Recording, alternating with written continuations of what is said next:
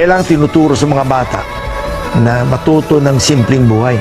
Eh, yung anak ko bunso, si Jacob, kagagraduate na college, pinadala ko sa probinsya, sa Pangasinan, sa planta. Sabi ko, diyan ka magtatrabaho araw-araw, diyan ka matutulog, kasama mo kakain ng lunch at dinner yung lahat ng empleyado.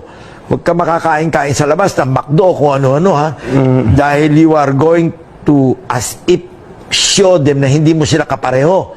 Kailangan habang nandiyan ka, kasama mo sila, kung ano yung kinakain nila, kung ano yung ginagawa nila, pareho lang kayo. At yung bihis mo, kailangan simpleng damit, t-shirt, at kung ano yung uniform doon, yun yung susuotin mo. Ganun ang suot ni Loco ngayon to. Ano po yung kwento niya tungkol siya na happy siya? Hindi, lahat ng anak ko, ganun ko pinalaki. Yung anak kong panganay si Paul, nung siya ay elementary, pinapadala ko yan doon sa talyer ni Mr. Kawangko. Pinapasamahan ko yan sa mga mekaniko niya. Every summer, nandun siya. Doon siya sumasabay kumakain ng tanghalian. Di nasanay siya. Ang tawag niya sa mga mekaniko, kuya. Ang tawag niya sa mga tubero at electrician, kuya.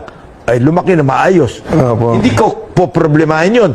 Pare, kung pinalaki mo yung mga anak mo malalaking ulo, baka makipagsunto ka sa security guard sa kalye yun. Pero